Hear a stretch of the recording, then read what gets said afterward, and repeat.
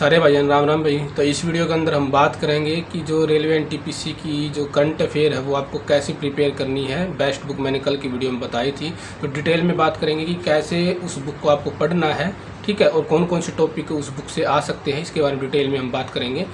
और इससे पहले भी हमने जो टेलीग्राम ग्रुप बना रखा है भाई, dream Chandigarh RRB Chandigarh NTPC के नाम से, आप वो ग्रुप ज्वाइन कर लीजिए। जिस ग्रुप के अंदर आपको एनटीपीसी से रिलेटेड छोटी से छोटी, सिर्फ एनटीपीसी से रिलेटेड नहीं भाई, जो एएलपी है और जेई के फॉर्म निकले थे आपके, जो अभी लास्ट डेट थी 29 अगस्त भाई, और साथ में टेक्नीशियन जो है, और आने वाली भर्ती जो है भाई आपकी रेलवे डी ग्रुप की कम से कम 30 से 50 हज़ार के बीच मेरे को लगता है कि वैकेंसी आएगी अब की बार। तो सभी के लिए आपके लिए हेल्पफुल रहेगा भाई। तो डिस्क्रिप्शन के अंदर उसका लिंक है, उस टेलीग्राम ग्रुप को आप ज्वाइन कर लीजिए। तो मैंने भाई कल की वीडियो में आपको बताया था बेस्ट बुक जो है अरिहंत की है। अरिहंत की समसामयिक का जो बुक है 6 मंथ की आती है, वो बेस्ट बुक है आपके आरआरबी एनटीपीसी एग्जाम के लिए भाई, सभी एग्जाम के लिए, सिर्फ एनटीपीसी के लिए नहीं, सभी एग्जाम के लिए। तो भाई आपको 1 मंथ वाली नहीं लेनी, 6 मंथ वाली लेनी है। अभी जो बुक आई हुई मिलेगी आपको शायद जनवरी से लेकर जून तक की मिलेगी। मैंने ला रखी है वो बुक, अभी घर पे है, अभी फ़िलहाल है नहीं। तो उस बुक के अंदर से हमें पढ़ना है भाई, लगभग 200 से थोड़े ऊपर पेज मिलेंगे हर रोज़ के। अगर आप 10 पेज भी करोगे, 10 पेज को पढ़ने बड़ी मुश्किल से आधा घंटा लगेगा भाई आपको। तो आप ये लगा लो महीने में एक बार उस बुक को पढ़ दोगे, और ऐसे ऐसे करके 2 से 3 बार आपको उस बुक को पढ़ना है। और उससे पहले बता दो भाई, जो रेलवे की जो करंट अफेयर होती है वो अदर एग्जाम के कंपेयर में थोड़ी हार्ड भी आती है, ठीक है।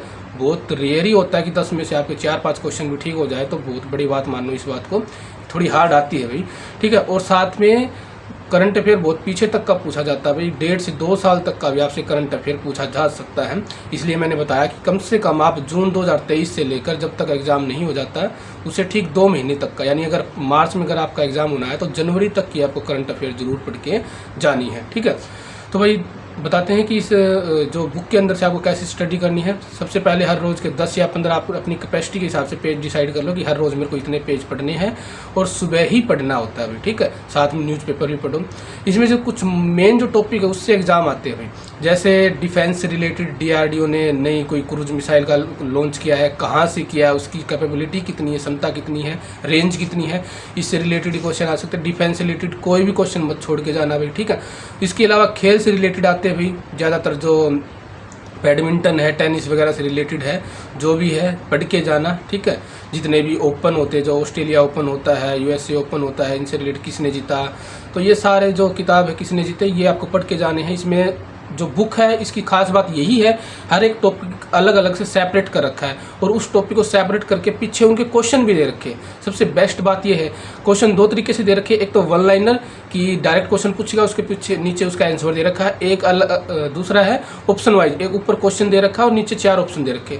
तो बेस्ट चीज़ मेरे को इस बुक की यही लगती है कि टॉपिक के पीछे ही उसका क्या दे रखा, क्वेश्चन दे रखे।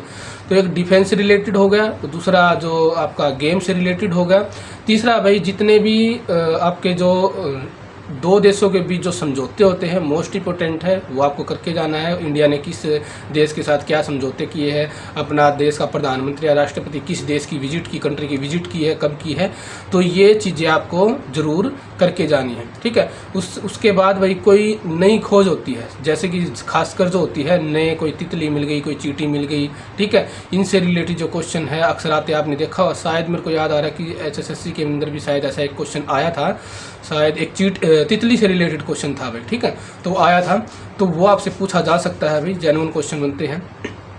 उसके अलावा जो आपसे पूछा जा सकता है भाई, अपने साइंस के अंदर कोई डिस्कवरी हुई हो उससे रिलेटेड पूछा जा सकता है। साथ में भाई नियुक्तियाँ भाई, ये भी मोस्ट इंपॉर्टेंट है कि किसकी नियुक्ति कहाँ हुई है, जैसे सेबी की लगा लो, या फिर डीआरडीओ की, इसरो का चीफ कौन है, नेवी का चीफ कौन है, ये मोस्ट इंपॉर्टेंट है, ये आपसे पूछे जा सकते हैं। ये इस बुक के अंदर सेपरेट से अलग सेक्शन मिलेगा भाई, ठीक है।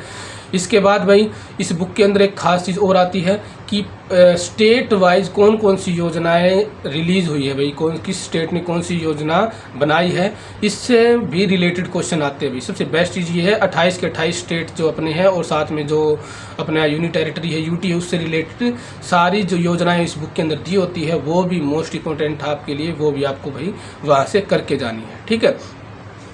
इसके अलावा भी अगर बात करें, सबसे बेस्ट चीज़ तो मैंने बता दी कि इसके अंदर जो है पीछे क्वेश्चन मिलते हैं, वो क्वेश्चन आपको बार बार रिपीट करने हैं। इस बुक को आप 2 से 3 बार आप पढ़ोगे तो आपके अंदर कॉन्फिडेंस आएगा, और मेरे को नहीं लगता कि इससे बाहर कोई क्वेश्चन जा सकता है, ठीक है।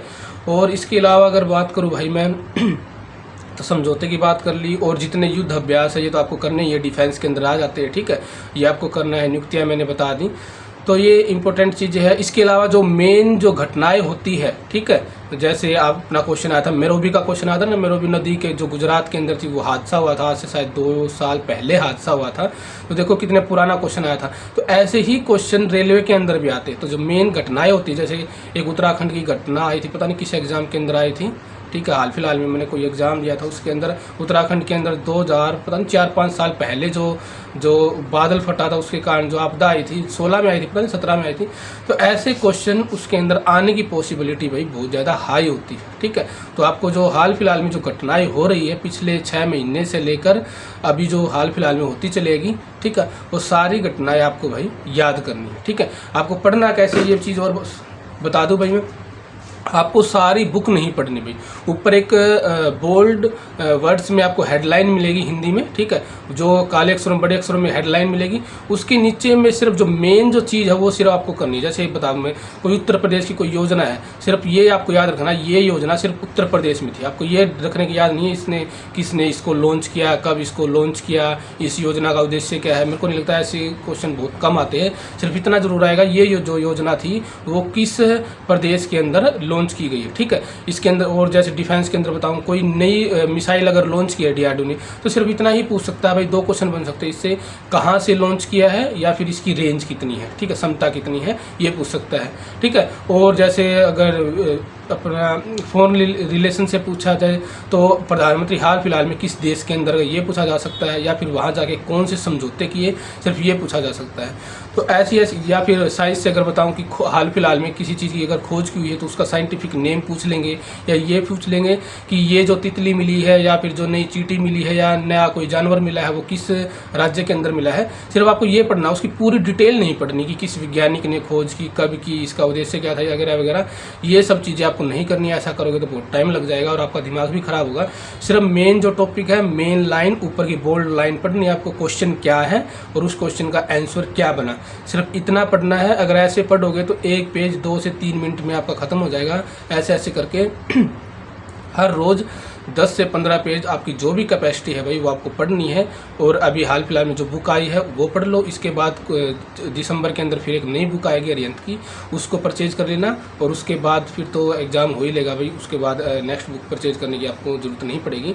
और आप अगर जून 2023 से दिसंबर 2023 तक आप भाई यूट्यूब पे देख सकते हो। हालांकि कोशिश करना कि इन चीज़ों से दूर ही रहो, यूट्यूब वगैरह से दूर ही रहो।